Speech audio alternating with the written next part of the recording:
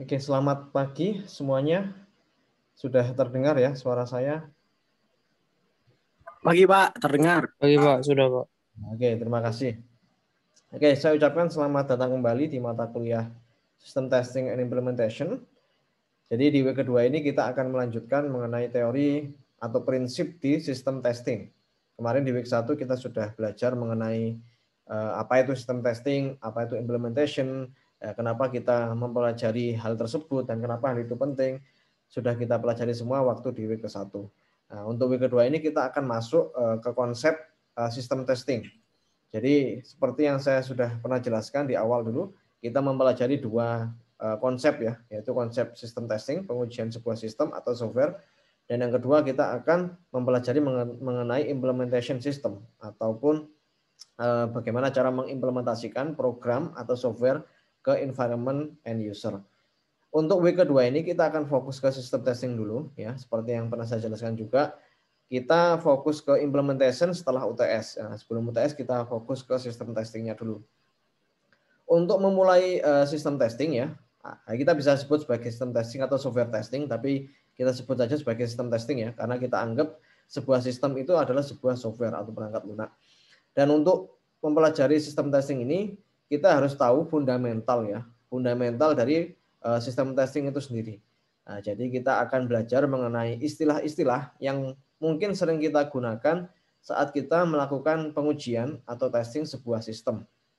Jadi nanti Anda akan belajar mengenai berbagai macam istilah ya. Ya mungkin istilah tersebut sudah pernah Anda dengar, sudah pernah Anda gunakan ya di kehidupan sehari-hari Anda waktu Anda mendevelop sebuah program. Namun kali ini kita akan fokus ya mengenai arti dari berbagai macam istilah ya di sistem testing itu sendiri. Jadi keyword-keyword yang mungkin sering kita gunakan di sistem testing kita akan pelajari, kita akan ketahui apa makna asli dari keyword-keyword tersebut. Dan juga nanti kita akan belajar mengenai ya fundamental testing, kita akan belajar mengenai teori-teori dasar saat kita melakukan pengujian sebuah sistem. Nanti di akhir kuliah akan ada sebuah case study. Nanti Anda diminta untuk mendeteksi ya, kira-kira apakah ada sebuah bugs atau error di sebuah case study tersebut. Nanti akan Anda lihat di akhir perkuliahan ini. Oke, jadi kita langsung saja masuk ke materi ya. Sebentar saya share screen dulu. Ya mungkin kita tidak akan fokus ke teori ya. Kita juga akan coba share berbagai macam contoh ya, berbagai macam real case di dunia nyata terkait dengan software testing. Di samping nanti saya juga menjelaskan konsep ataupun teori dari sistem testing itu sendiri. Jadi harapannya nanti Anda juga tahu ya konsep ini digunakan saat kapan ya, basic ataupun teori dari konsep sistem testing ini Anda gunakan saat kapan. Harapannya Anda juga mengetahui hal tersebut. Oke. Nah, oke. Jadi untuk sebentar.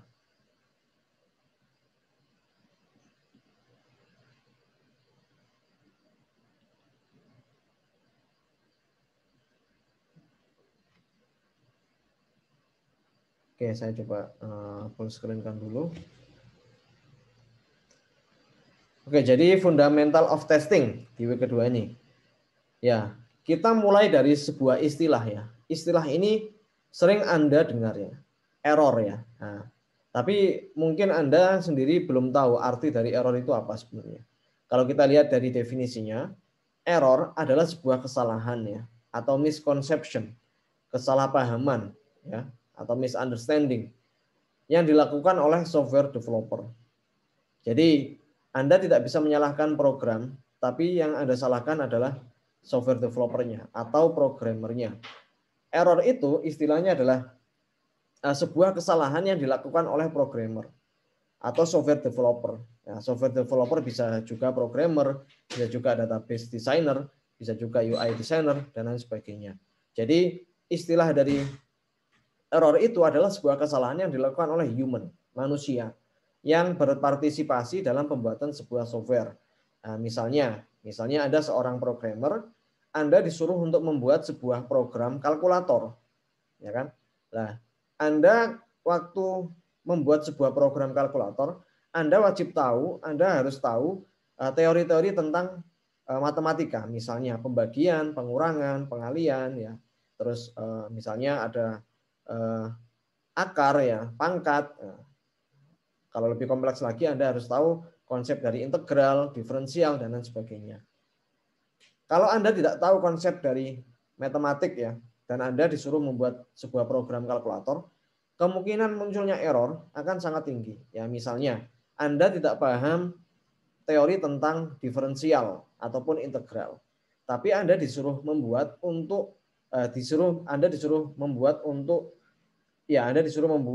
sebuah program untuk menghitung sebuah integral. Nah, bagaimana Anda bisa menyelesaikan program tersebut? Nah, kalau Anda tidak paham mengenai teori integral misalnya, terus Anda disuruh membuat kalkulator integral, bagaimana?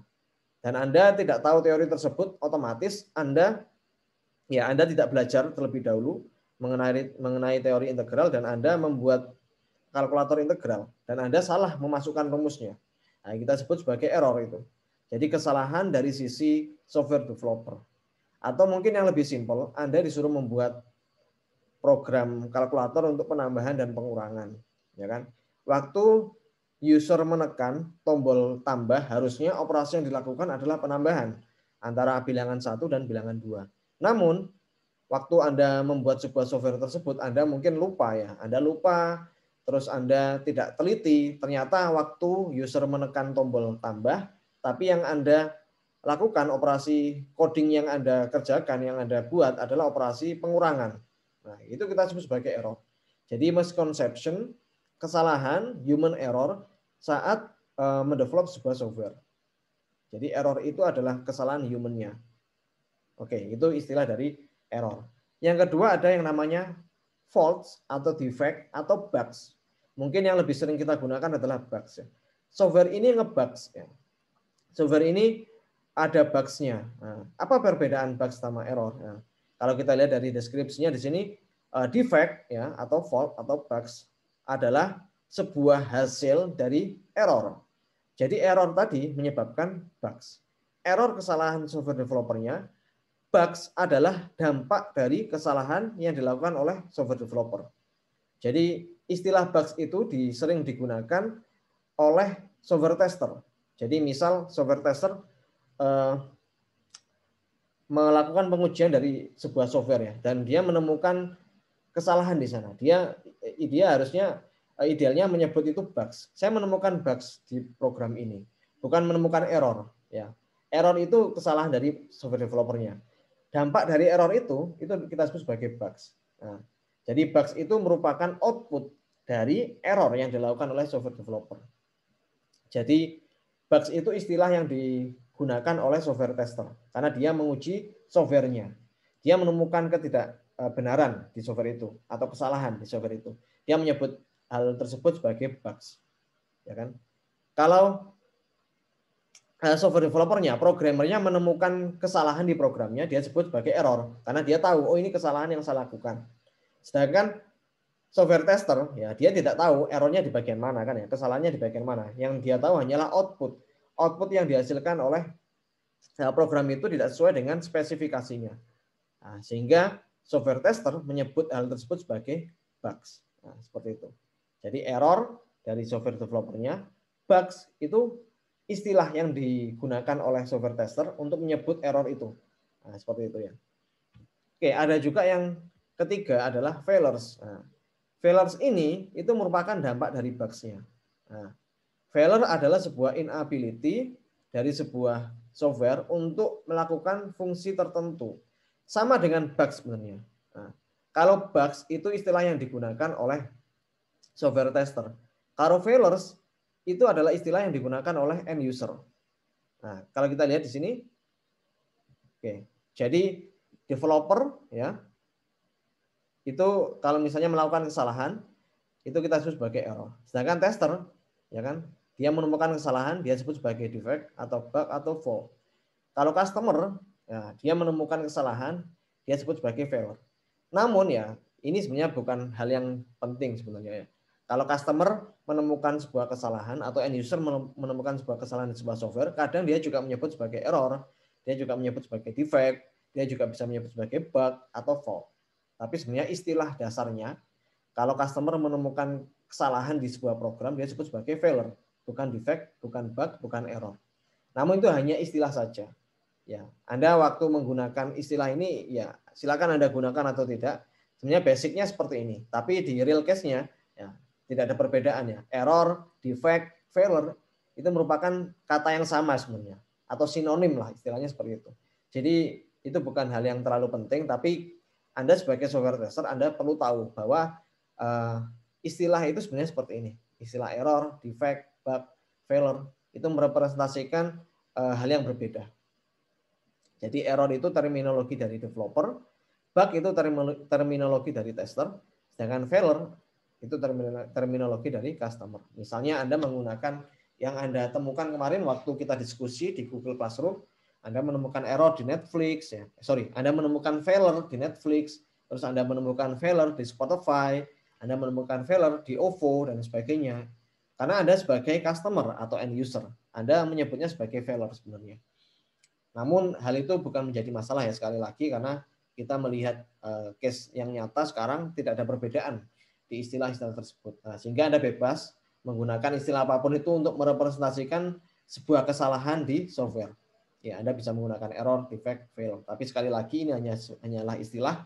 Anda sebagai software tester harusnya tahu perbedaan dari istilah-istilah berikut ini. Oke, istilah yang keempat kita sebut sebagai test case ya. Nah, test case ini adalah sebuah rangkaian input, kondisi, dan output. Ini Anda gunakan untuk menguji sebuah software. Misalnya Anda mau menguji software kemarin ya, Netflix misalnya. Anda menguji fitur login dari Netflix. Anda harus punya input. Input yang Anda harus masukkan ke aplikasi Netflix apa? Misalnya Anda tadi menguji loginnya. Jadi input yang harus Anda masukkan adalah username, email, dan password Anda. Kondisinya seperti apa? Kondisinya bisa bermacam, ya, berbagai macam. Ya. Misalnya dengan kondisi device Anda terkoneksi ke internet, ya, atau mungkin device Anda terkoneksi dengan internet dengan kecepatan tertentu, misalnya seperti itu. Atau mungkin device Anda kondisinya, ya, spesifikasi dari device yang Anda gunakan itu apa? Nah, itu kita sebut sebagai kondisi ya.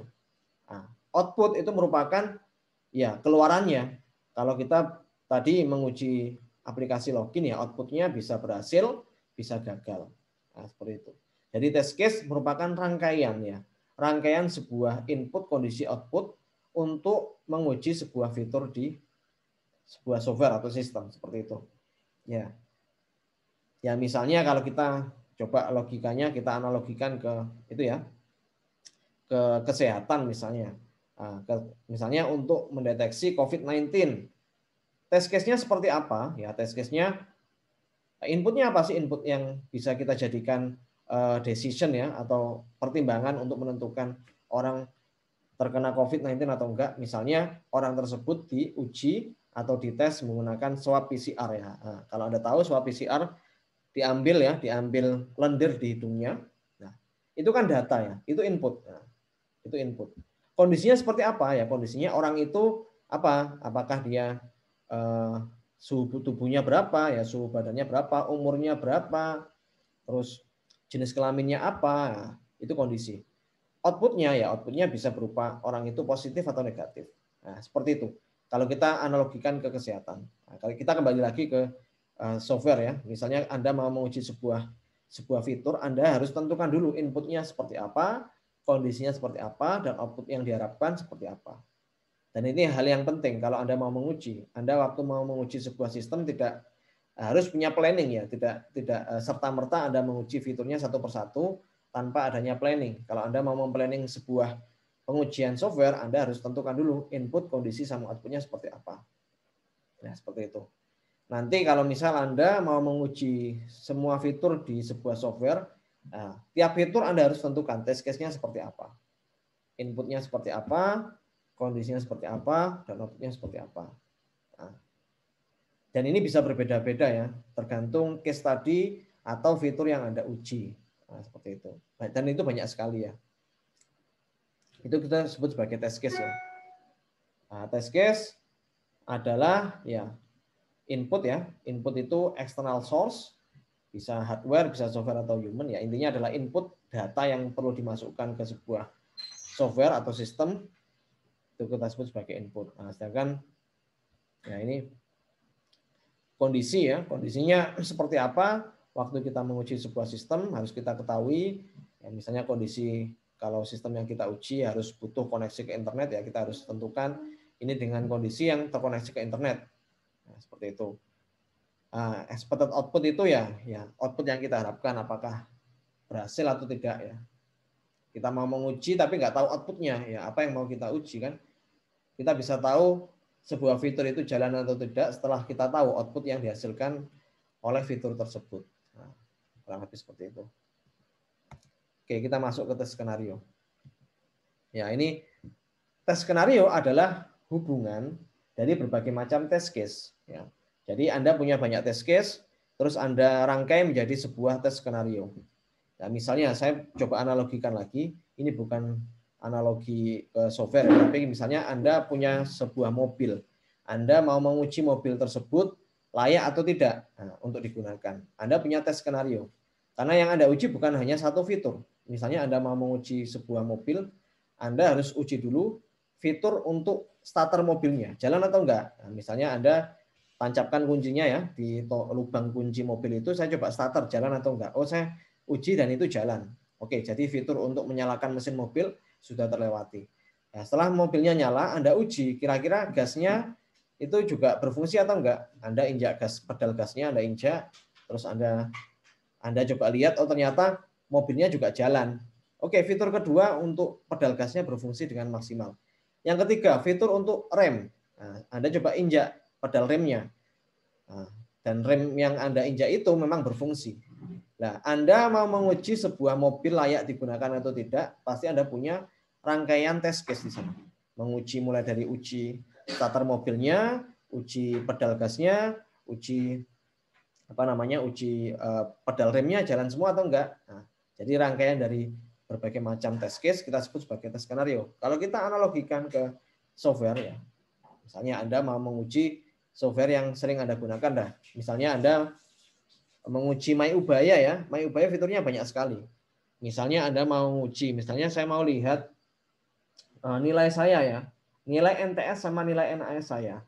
Yang harus Anda lakukan apa? Ya Anda harus masuk dulu, login dulu kan ya. Anda login, berhasil atau enggak loginnya? Oh, berhasil. Oke.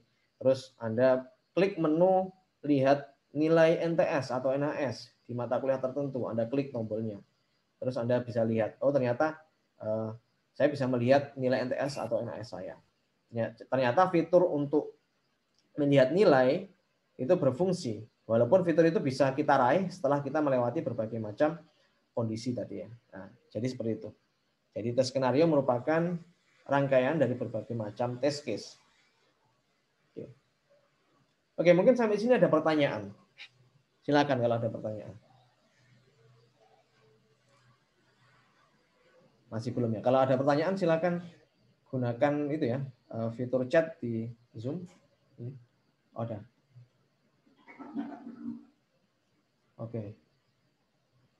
Oke, ini ada yang jangan lupa kalau kita menggunakan ini ya, link yang ada di Telegram untuk ininya, untuk Zoom-nya, jangan yang di breakout. Kalau Anda di breakout nanti Anda sendirian di sana. Jangan nanti seperti kalian masuk ke ruang kelas yang kosong, karena kita nggak menggunakan fitur breakout yang disediakan oleh jurusan ya. Kita menggunakan Zoom yang ada di Telegram seperti itu ya. Oke, sampai saat ini masih belum ada pertanyaan. Jadi jangan khawatir, nanti di akhir perkuliahan akan saya sediakan sebuah case study ya, agar Anda bisa memahami konsep-konsep dari software testing itu seperti apa. Oke. Ini kita masih berkutat ke istilah-istilah. Kenapa kok kita penting ya mempelajari istilah ini ya?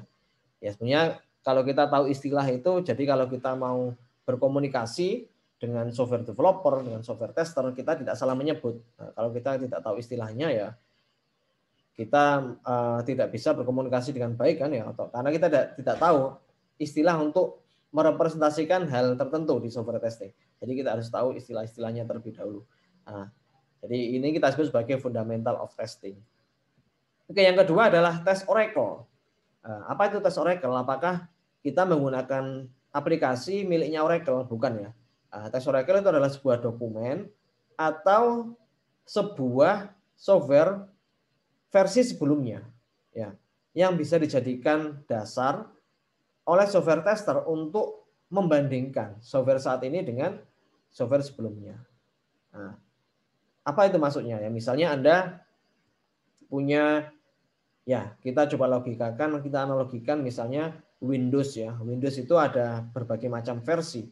Misalnya, anggap saja kita bayangkan bahwa developer dari Windows 10 pasti dia membandingkan dengan Windows sebelumnya. Nah, Windows sebelumnya dari Windows 10 apa? Windows 8. Saya yakin pasti developer dari Microsoft mereka akan membandingkan versi terbaru dari produknya dengan versi sebelumnya.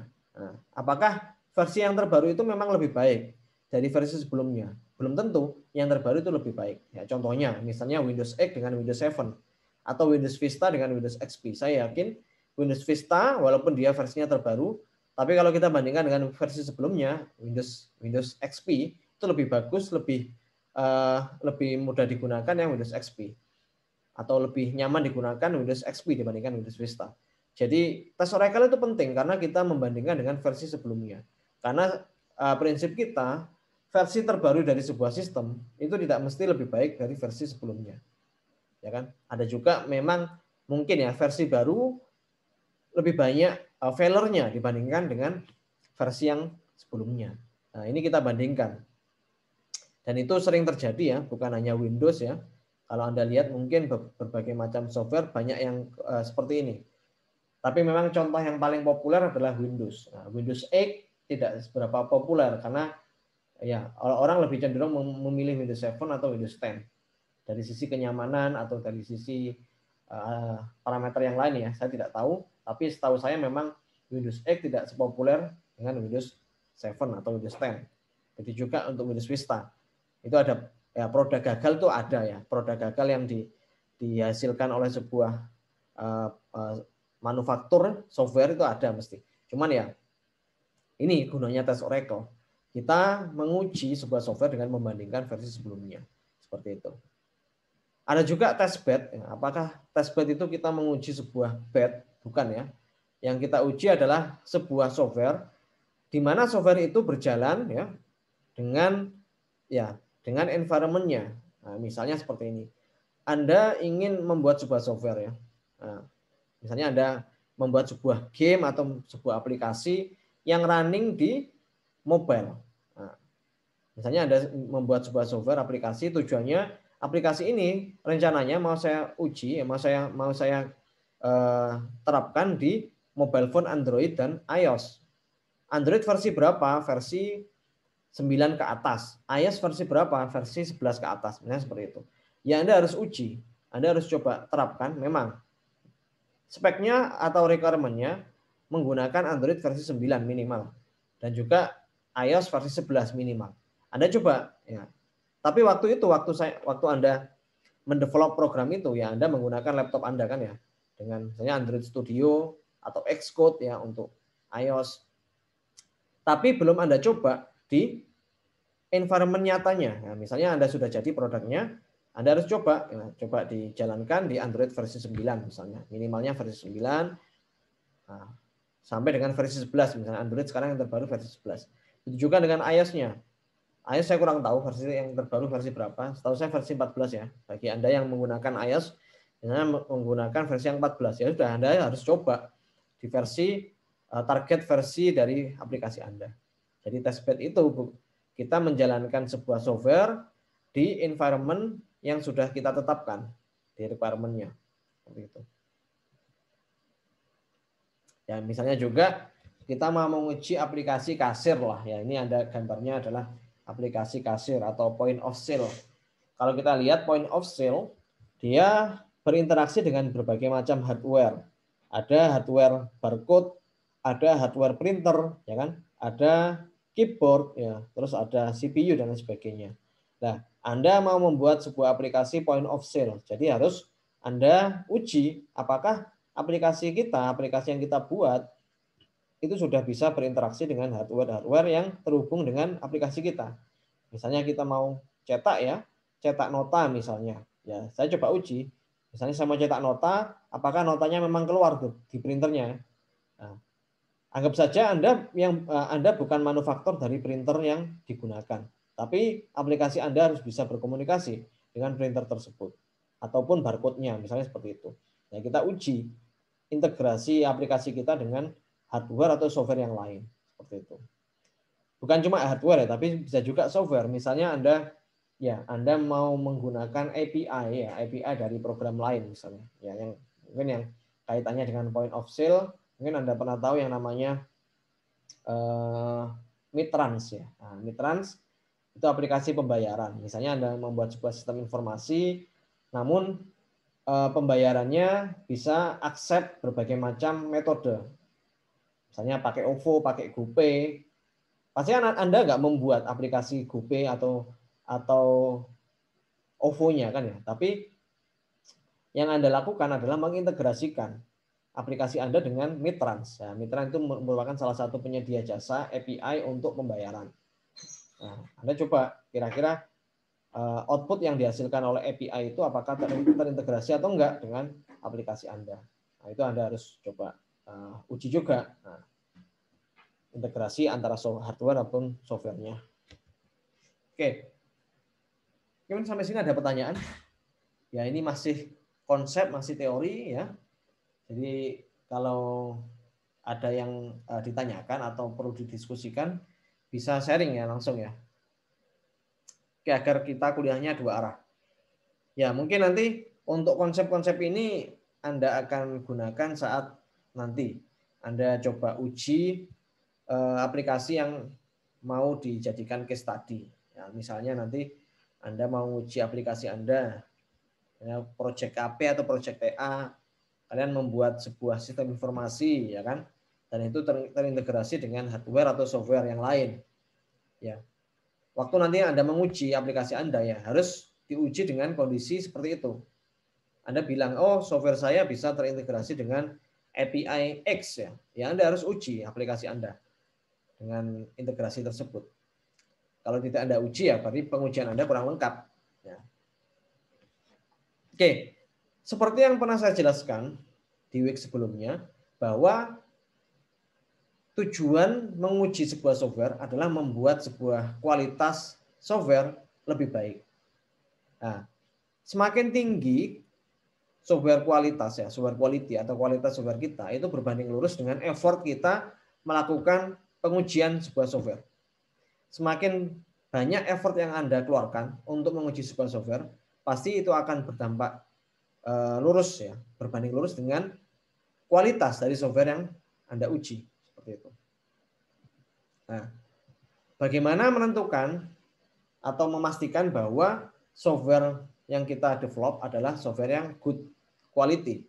Nah, mungkin yang bisa kita lihat ya adalah specified requirement. Jadi software yang kita buat itu memenuhi requirement dari end user, ya kan?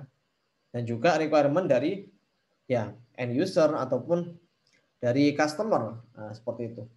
Tapi sebenarnya seperti yang pernah saya singgung di minggu yang lalu, kalau kita mau menentukan sebuah software itu bagus atau enggak, kita harus tahu kebutuhan fungsional dan kebutuhan non fungsional. Kebutuhan fungsional adalah kebutuhan yang tampak ya, yang terlihat oleh end user. Misalnya bisa menjalankan fitur login, bisa menjalankan fitur transaksi, bisa menjalankan fitur cetak nota, bisa menjalankan fitur ABCDE. Itu adalah kebutuhan yang tampak ya, yang nampak oleh end user. Tapi ada juga kebutuhan yang tidak tampak. Kita sebut sebagai non-functional requirement. Jadi kebutuhan yang tidak tampak itu contohnya misalnya reliability ya. Jadi misal aplikasi yang mau saya uji itu aplikasi yang bisa berjalan dengan kondisi tertentu. Misalnya MyUbaya ya, seperti yang saya jelaskan kemarin, MyUbaya bisa diakses 1.000 orang dalam waktu yang bersamaan. Itu adalah kebutuhan yang tidak tampak. Jadi bukan fitur ya, bukan fungsional, tapi non fungsional. Tapi itu sangat penting juga. Karena kalau kita tidak memenuhi kebutuhan tersebut, ya otomatis sistem kita nggak bisa jalan. Misalnya Anda terapkan bahwa sistem MyUBay itu harus, atau perwalian FT ya, perwalian FT yang sering Anda gunakan waktu perwalian. Nah, misalnya Anda menemukan failure di sana, nggak bisa waktu yang akses banyak 1000 orang sekaligus, otomatis sistemnya keberatan ya, menghandle banyak session. Padahal sebenarnya harus bisa dihandle. Itu adalah kebutuhan non fungsional. Jadi kondisi tertentu harus bisa tetap bisa berjalan ya. Kurang lebih seperti itu. Kalau Anda berbicara mengenai non functional requirement, kebutuhan yang tidak tampak, tapi itu juga penting.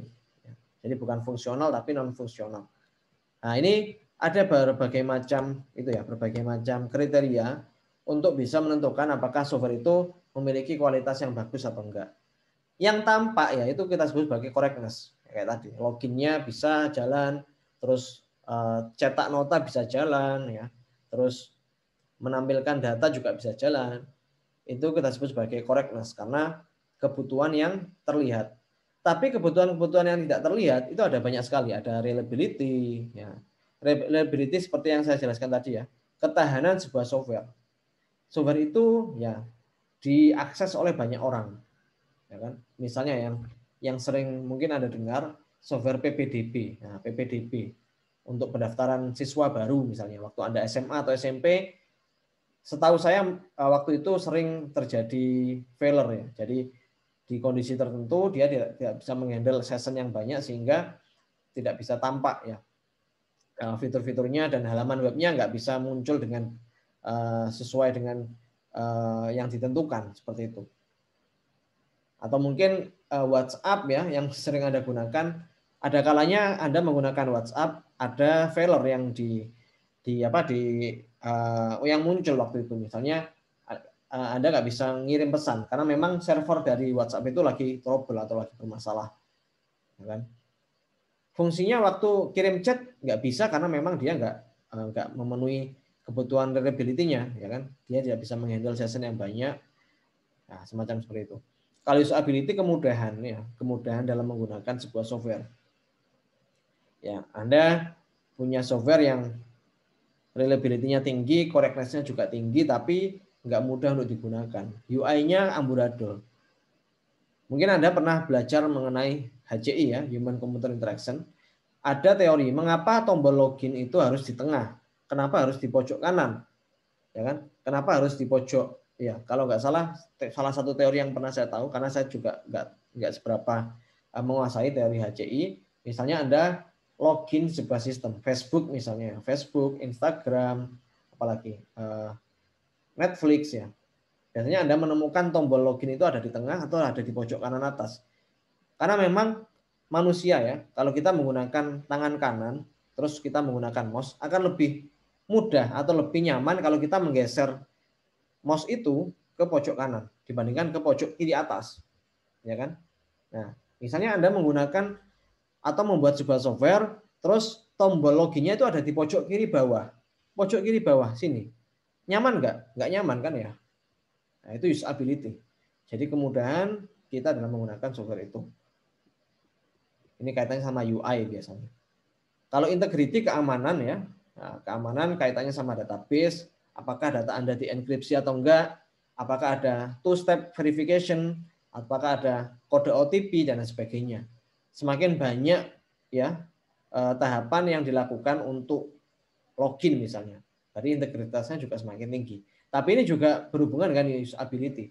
Semakin aman ya, semakin aman program Anda biasanya juga semakin usability-nya semakin sulit ya. Misalnya Anda nggak mau ribet, kalau login ya sudah login aja, pakai misalnya pakai sidik jari ya, nggak pakai OTP ya kan, terus nggak pakai ya two step verification.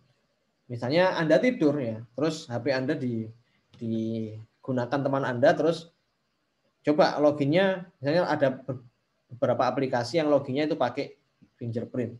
Anda tidur nggak sadar, terus tangan Anda dipinjam oleh teman Anda untuk membuka aplikasi tertentu. Nggak aman kan ya? Tapi nyaman juga karena waktu saya mau login nggak perlu masukin password, nggak perlu masukin username. Yang penting butuh itu aja, fingerprint udah masuk. Usability-nya tinggi, tapi biasanya juga berbanding terbalik dengan integritinya. Oke, itu juga bisa dijadikan riset ya, bagaimana menciptakan balance ya antara usability sama integrity.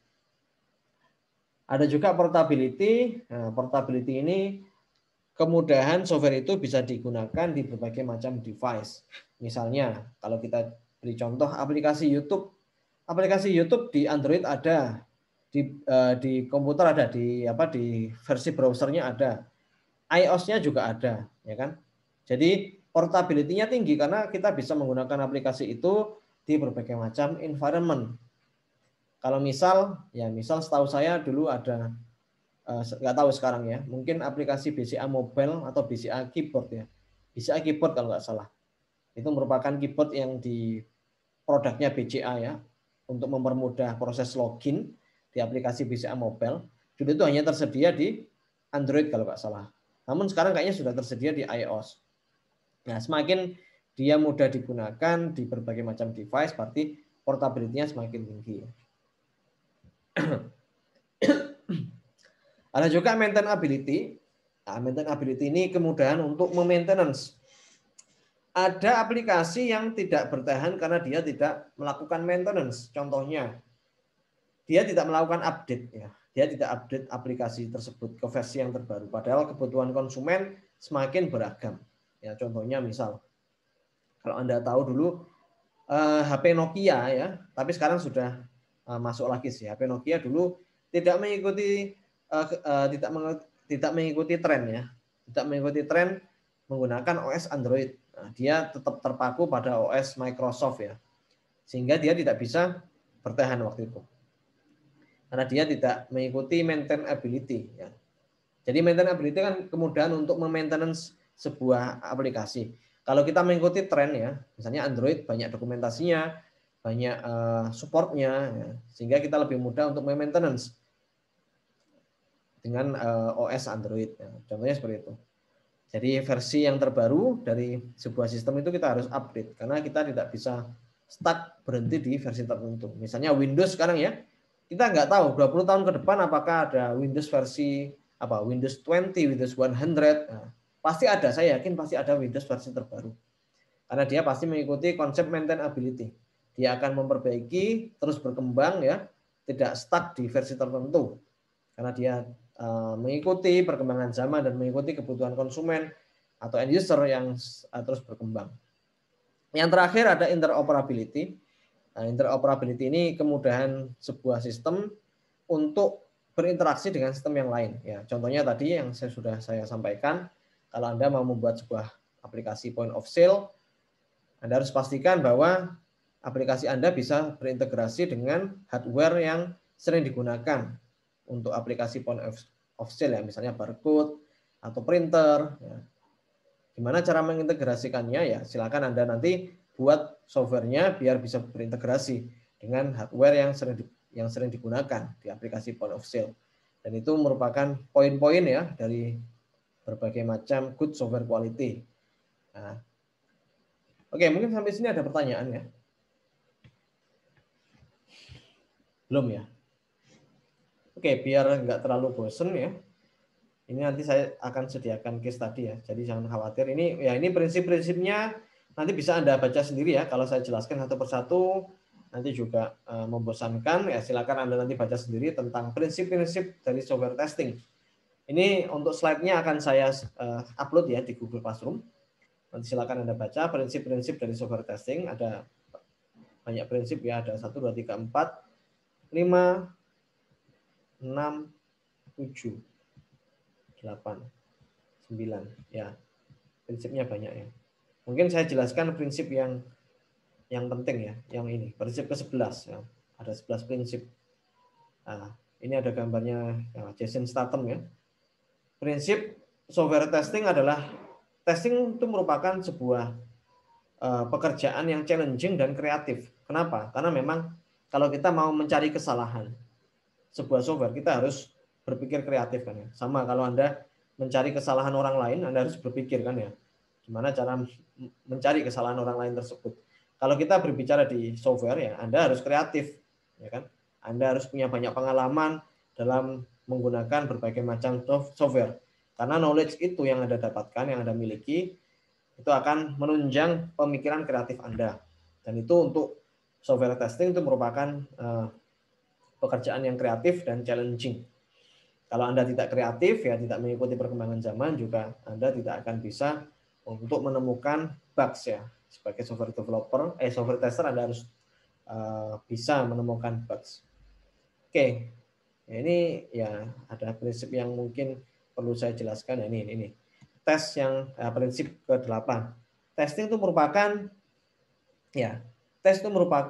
pekerjaan yang repeatable dan reusable. Jadi Anda waktu memplanning sebuah pengujian, harapannya planning yang sudah Anda lakukan itu bisa digunakan di kemudian hari. Oke, kita analogikan. Mungkin analoginya akan lebih mudah kalau kita coba di bidang kesehatan. Seperti yang pernah saya jelaskan tadi, Anda menguji COVID menggunakan PCR ya. Swab PCR atau swab antigen. Itu merupakan test case ya yang bisa Anda gunakan berulang kali. Bisa digunakan untuk orang 1, orang 2, orang ketiga, orang keempat sampai orang ke-100. Misalnya seperti itu. Jadi waktu Anda mau menguji sebuah software, Anda sudah punya planning di awal yang bisa digunakan, bisa di-reuse ya. Bisa digunakan kembali. Jadi Anda bisa hemat biaya, hemat waktu, nggak perlu membuat planning dari awal lagi. Ya kan? Sama kalau untuk tes COVID-19, apakah ada perbedaan untuk menguji orang dengan ras Indonesia dengan ras misalnya ras Indonesia, ras Eropa ya kan, ras Amerika, ras Afrika, apakah ada perbedaan? Nggak ada kan? Sama. Kita menggunakan test case yang sama. Kita bisa repeat ya. Kita bisa gunakan kembali seperti itu. Oke, kurang lebih seperti itu untuk prinsipnya. Oke, kita bisa lewati prinsip-prinsip yang lain ini ya. Prinsip yang Anda bisa baca sendiri nanti. Oke ya. Ya, ini untuk misalnya ini juga penting ini. Prinsip yang kelima, kalau Anda mau menguji sebuah fitur, Anda harus mengujinya menggunakan input yang valid dan invalid ya. Misalnya Anda mau menguji login, ya Anda harus login. Loginnya itu yang outputnya berhasil dan tidak berhasil. Ada kemungkinan misalnya Anda login menggunakan password sama username tertentu. Ada juga misal username sama passwordnya itu salah, ya kan? Tapi dia bisa login, kan nggak boleh. Atau sebaliknya, username sama passwordnya benar tapi dia nggak bisa login. Jadi outputnya harus yang valid sama invalid. Input itu mengikuti output ya. Kalau outputnya valid ya harus dimasukkan input yang valid dan invalid. Misalnya saya pengen tahu apakah sorry saya minum dulu.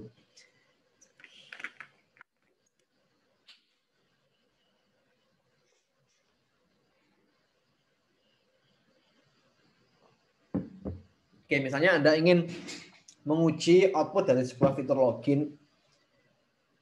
Output yang Anda harapkan adalah berhasil login. Tapi input yang harus Anda masukkan itu harus dua buah kondisi. Saya pengen berhasil login ya, saya harus masukkan username yang benar, password yang benar, username yang benar, password yang salah, username yang salah, password yang benar, dan username yang salah dan password yang salah. Jadi berbagai macam kondisi dan kemungkinan harus Anda terapkan untuk inputnya. Oke. Oke, ya ini berbagai macam prinsip ya, bisa kita lewati aja. Oke, ini ada effective test case. Ya, test case yang efektif adalah test case yang bisa menemukan defect. Jadi Anda punya test case yang bagus adalah test case yang bisa mendeteksi banyak bugs. Ya, nah, penggunaan sumber daya yang efisien juga penting.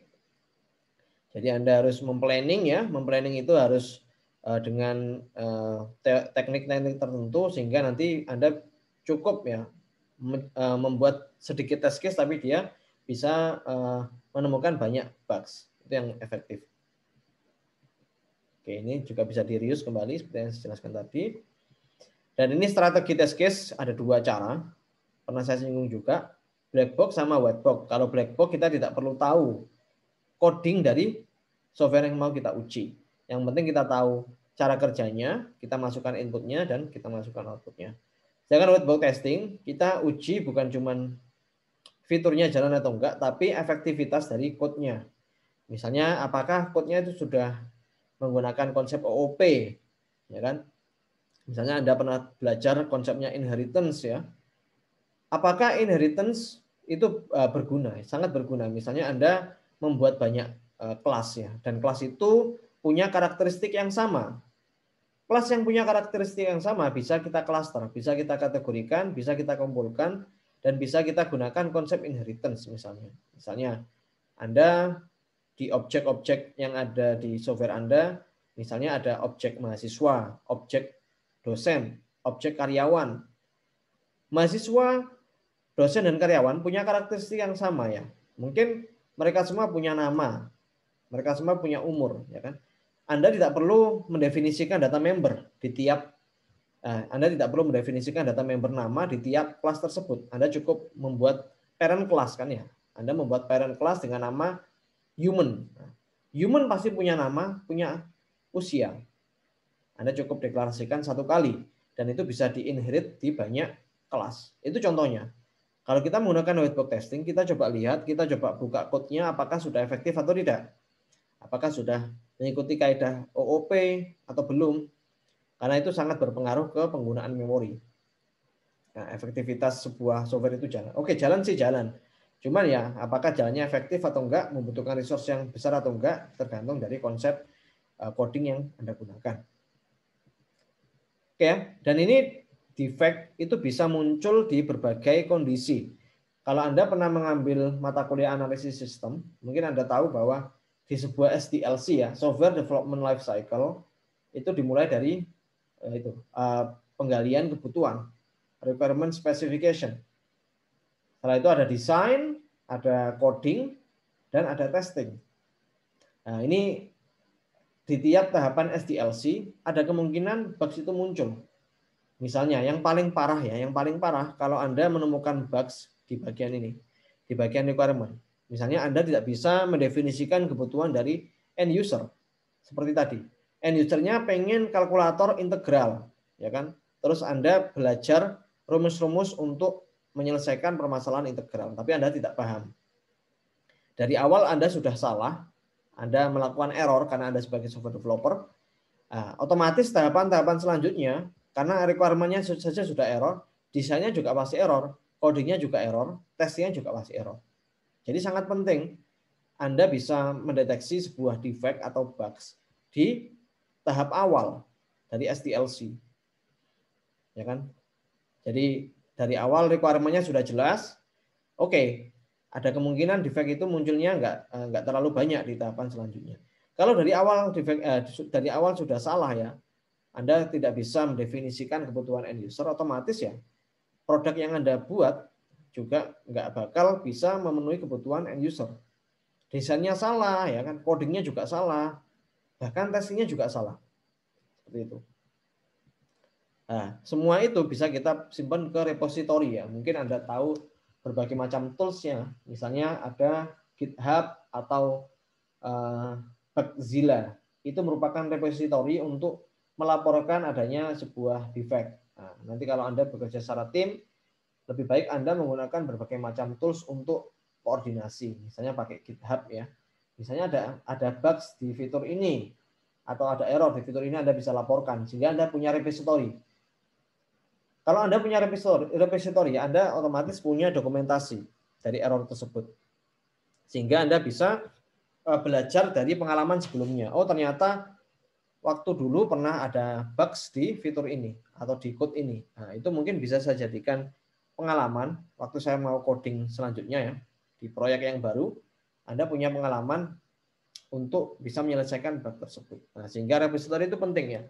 Karena informasi itu penting. Bahkan informasi muncul error itu sangat penting. Anda bisa lihat di komentar-komentar yang ada di Google Play Store. Memang developer mengharapkan timbal balik. Ya. Timbal balik dari end user. Dia mengharapkan adanya timbal balik, adanya masukan, agar program yang dibuat itu bisa semakin bagus. Nah, sehingga kita butuh repository ya. Oke, ini ada sebuah case study. Ini ada Kalau Anda baca di sini ada sebuah defect ya. Ada defect yang Anda temukan. Coba Anda baca dulu. Ini ada sebuah aplikasi di tahap requirement specification, dia membutuhkan spesifikasi seperti ini. Coba Anda lihat. Kira-kira dari analisis atau dari apa namanya ini? Dari narasi ya, narasi sebuah spesifikasi program. Ini programnya digunakan untuk konversi ini ya, konversi mata uang sen ke dolar. Kalau misal Anda menggunakan mata uang dolar, mata uang terkecil itu satuan terkecil bukan $1 ya, tapi ada sen kan ya. Nah, ini programnya ditujukan untuk mengkonversi sen ke dolar. Ya kan? Jadi misalnya Anda punya 1 sen ya, Anda punya 10 sen. 10 sen itu berapa? 100 sen ya. 100 sen sama dengan $1. Nah, ini program ini digunakan untuk mengkonversi sen ke dolar dengan narasi seperti ini. Ini ada requirement seperti ini. Kira-kira Anda bisa temukan defect-nya enggak? Coba Anda pikirkan, Anda baca, Anda coba baca, terus Anda coba pikirkan. Apakah Anda menemukan defect di sini? Oke, saya kasih waktu 3 menit ya untuk memikirkan kira-kira defect apa yang muncul.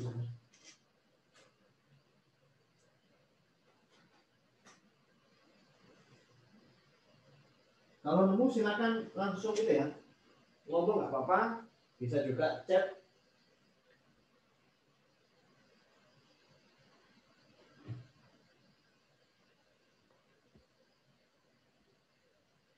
Oke, silakan dipikirkan kira-kira kalau ada kebutuhan seperti ini, terus Anda sebagai software developer menggali kebutuhan dari end user, terus menuliskan ke dokumentasi, menuliskan ke dokumen kebutuhan user seperti ini. Apakah sudah cukup jelas? Kalau belum cukup jelas, kira-kira apa hal yang harus kita perjelas? Pak, izin menjawab. Ya, Maria, silakan. Kalau menurut saya yang aneh itu di bagian inputs-nya. Oke. Inputnya anehnya kenapa? Ini kan kalau dibaca di paragraf spesifikasinya itu kan user menginputkan jumlah penny, nikel, dime, quarter. Jadi harusnya di input itu kayak dispesifikan jumlah penny berapa, jumlah nikel berapa, jumlah dime-nya berapa. Jadi bukan cuma number of coin gitu aja sih. Kalau menurut saya. Ya, ya. Ya, masuk akal juga. Dari dokumen ini kita nggak bisa tahu ya kira-kira apa ya inputnya itu seperti apa. Sebagai seorang software programmer kita masih belum tahu kira-kira input yang dimasukkan itu seperti apa, gitu kan ya. Ini ada 6 macam Maria ya, ada 6 macam input sebenarnya. Penny, nickel, dime, quarter, half dollar sama a dollar. Karena saya nggak punya gambarnya half dollar sama a dollar, jadi saya tuliskan ke ini ke tulisan. Ini kan ada 6 ya, ada 6 koin. Penny, nickel, dime, quarter, half dollar sama a dollar. Oke. Dari pendapat Maria juga masuk akal. Kita nggak tahu, ya kan input yang dimasukkan itu apa. Bahkan urutannya yang dimasukkan apa nggak tahu kan ya. Apakah yang dimasukkan itu penny dulu, nikel dulu, ataukah mungkin user bisa memilih apa yang mau diinputkan. Saya mau menginputkan nikel sekian, saya mau menginputkan dime sekian. Nggak jelas di sini. Kalau tidak jelas seperti ini, pasti ada kemungkinan ya sebagai seorang software developer kita mensalahartikan sebenarnya yang diinginkan oleh end user seperti apa. Oke, kita coba lihat. Nah, yang pertama, mungkin ini ada lagi. Kita harus beri sebuah kondisi. Kita tidak boleh menginputkan nilai yang kurang dari 0. Ya kan, misalnya saya mau masukkan penny, nilainya -2, nggak bisa. Karena memang harus kalau kita membuat dokumen spesifikasi itu harus jelas. Inputnya kondisinya seperti apa harus jelas. Inputnya seperti apa, minimumnya, nilai minimumnya seperti apa, ya kan? Berapa value maksimumnya kita harus masukkan di sini. Karena itu berpengaruh ke tipe variabel yang mau kita masukkan. Misalnya, Anda mau menghitung IPK. Nah, IPK sama menghitung apa ya? IPK sama menghitung transaksi penjualan. Itu akan sangat berpengaruh ke tipe variabel yang kita tentukan di database. Kalau misal IPK pasti database-nya pakai apa? Kan nggak mungkin pakai integer kan ya, pakai double atau pakai float. Kalau menghitung transaksi penjualan mungkin bisa kita gunakan integer. Nah, tipe input itu sangat berpengaruh ke tipe variabel yang mau kita gunakan selanjutnya. Di sini tidak jelas, ya kan? Harus diberi spesifikasi bahwa koinnya itu harus lebih dari sama dengan 0 agar tipe koin itu nanti waktu programmer mau mendeklarasikan variabel untuk menampung nilai itu bisa tahu dia menggunakan integer, bukan menggunakan double, bukan menggunakan float. Atau mungkin kalau kita memasukkan nilai yang lebih dari 0, jadi nilainya positif, nggak mungkin nilainya negatif. Kita bisa menggunakan unsigned integer, karena unsigned integer itu lebih itu ya, range value-nya lebih pendek daripada integer. Kalau nggak salah seperti itu. Koreksi ya, kalau misalnya saya salah coba dikoreksi. Unsigned integer sama integer itu range-nya lebih besar mana? Kalau setahu saya ingat saya kok, kalau unsigned integer dia hanya bisa menerima input yang positif, ya kan, sehingga kita nggak perlu mengalokasikan nilai negatif seperti itu. Hemat memori juga. Oke, yang kedua ini mungkin sesuai dengan pendapat Maria tadi, tidak jelas ya spesifikasinya seperti apa, bagaimana user itu berinteraksi, apa yang harus dimasukkan oleh end user, apakah end user harus mengklik tombol tertentu, ya kan, apakah butuh user interface, nggak jelas di sini. Cuman satu paragraf dijelaskan input output sama ya input sama outputnya seperti ini, tapi juga masih belum jelas, ya kan? Nah, outputnya juga seperti apa juga nggak jelas. Kita sebagai software developer kalau menerima dokumen seperti ini ya, dokumen spesifikasi seperti ini kita harus bisa menggali lebih. Kira-kira yang dibutuhkan end user seperti apa? Oke, seperti itu ya.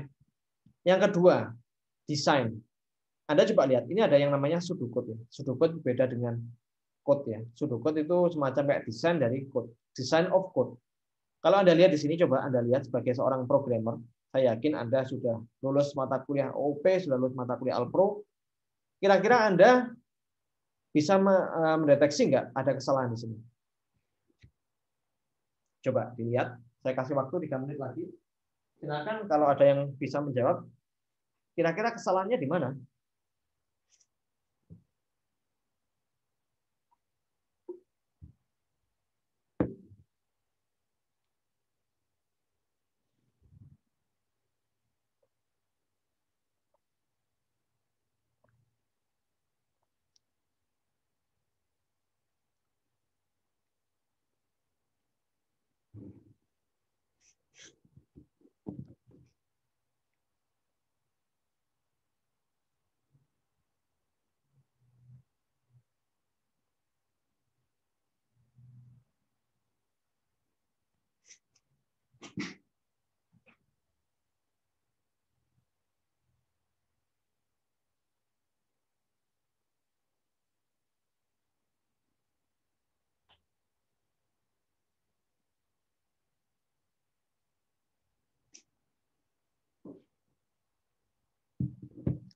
Oke, Maria tahu? Masih belum ketemu? Atau yang lain? Zevania?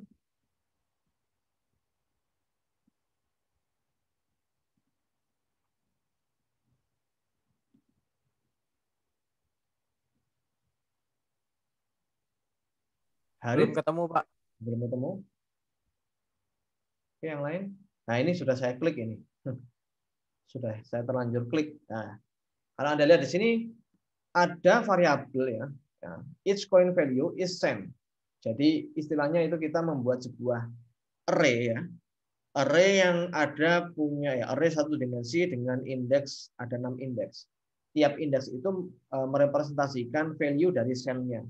Kalau Anda lihat di sini, kita value-nya kan harusnya, bentar saya coba back lagi.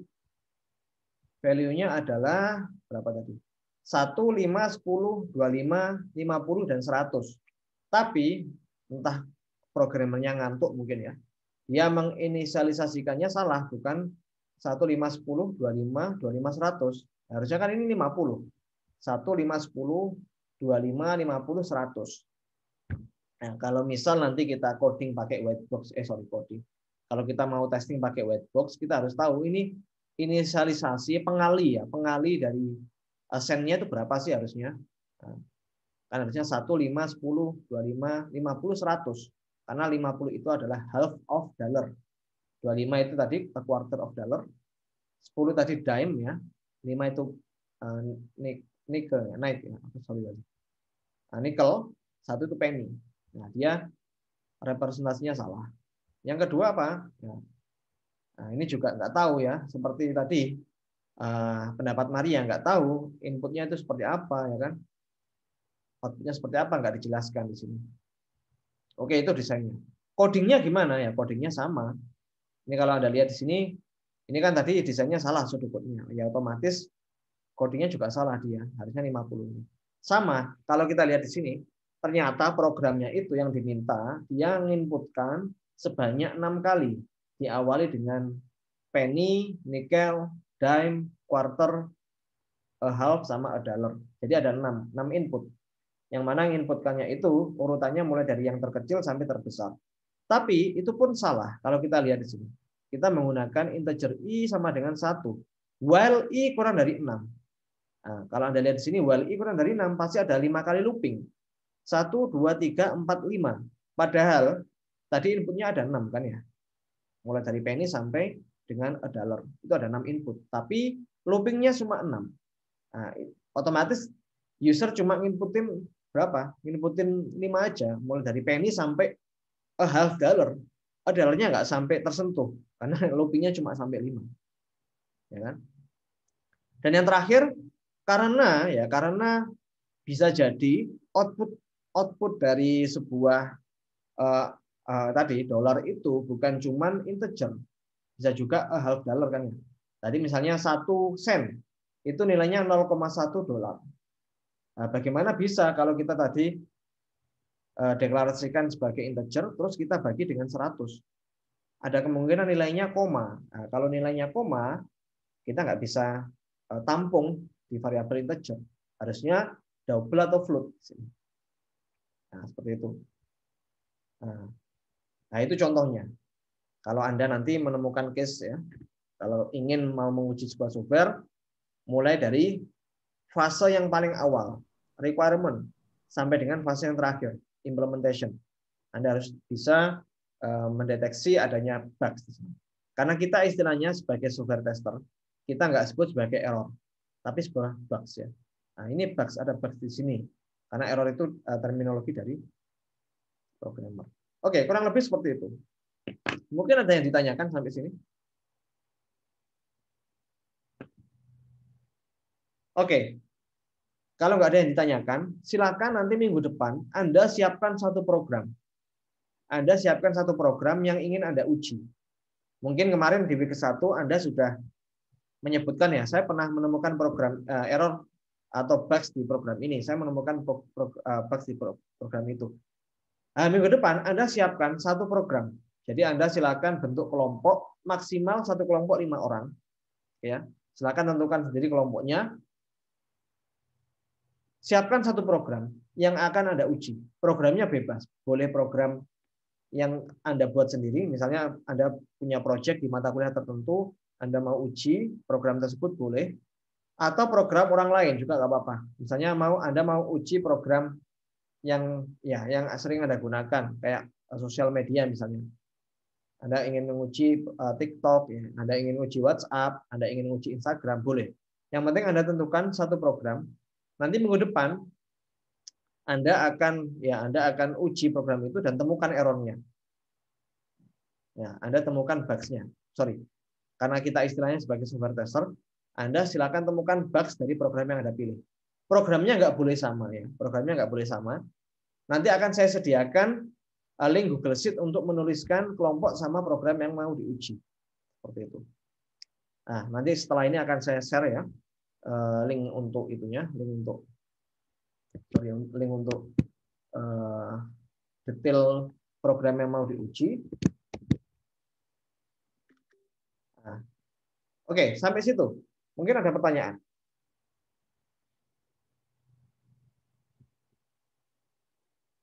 Ngujinya bersamaan minggu depan. Nah, ujinya silakan Anda mulai bisa uji mulai dari sekarang ya. Sekarang kan Anda masih belum tahu ya teknik pengujian seperti apa. Tapi nggak apa-apa. Silakan saya lepas dulu. Silakan Anda coba menguji dengan kemampuan Anda ya. seperti apa, terus error atau bugs yang Anda temukan itu apa, nanti silakan Anda report minggu depan. Oke, seperti itu ya. Jadi nanti setelah ini akan saya share link untuk isi di Google Doc. Silakan Anda tuliskan kelompok Anda, program yang mau diuji itu apa. Nah, setelah itu nanti minggu depan Anda tunjukkan bugs yang Anda temukan. Jadi waktu 1 minggu itu saya kira cukup ya untuk menganalisis, untuk menemukan error atau bugs di program yang mau Anda uji. Gitu. Ada pertanyaan mungkin? Programnya bebas ya, apapun itu boleh. Program mobile, desktop, web, game, apapun itu boleh. Programnya boleh program milik Anda sendiri, program milik orang lain. Kalau program milik Anda sendiri, Anda bisa menguji pakai whiteboard testing, ya kan? Karena Anda bisa open code-nya kan ya. Kalau aplikasi milik orang lain mungkin Anda nggak bisa menguji pakai whiteboard.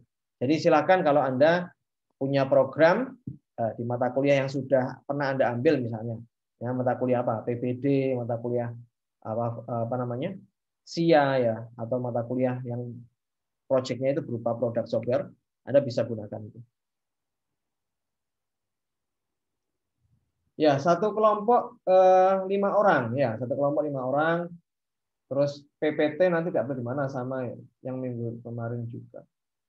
Maksudnya apa ini, Zefannya? PPT yang apa? PPT yang saya ini, PPT ini lah. Iya, Pak. Itu saya share di Google Classroom. Sudah masuk Google Classroom kan? Ini. Oh iya, Pak. Saya kira di WLS, Pak. Enggak. Kita enggak pakai ILS ya, kita pakai Google Classroom. Nanti dicek aja di Google Classroom. Sudah saya add semua peserta. Oh ya sudah, Pak. Sudah. Ya, Pak. Tapi linknya nanti belum saya upload ya, untuk link kelompok ini nanti saya upload setelah ini ya. Mungkin nanti agak sore. Oke, Pak. Saya buat linknya, nanti saya umumkan di grup Telegram. Oke, ada pertanyaan mungkin? Oke, Pak. Kalau nggak ada pertanyaan ya, nanti kalau mungkin pertanyaannya belum muncul, bisa tanya di grup ya. Grup itu kita jadikan forum diskusi. Ada pertanyaan? Belum ada, Pak. Pak, saya masih mau bertanya, Pak. Ya, Yesua silakan.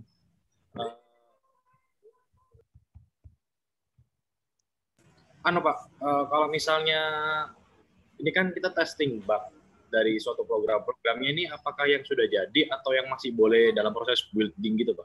Boleh. Kalau masih dalam proses pembuatan, misalnya kamu punya software sendiri atau program sendiri, dalam proses pengembangan ya, nah, kamu bisa uji juga, nggak apa-apa. Nggak harus programnya sudah jadi. Tapi yang penting program itu sudah bisa di-run ya. Ada beberapa fitur yang memang sudah bisa dijalankan. Kalau masih benar-benar mentah programnya, masih belum jadi desainnya, ya jangan. Yang penting ada minimal ada 2 atau 3 fitur yang sudah jalan gitu. Oke, Pak. Mengerti, Pak. Terima kasih.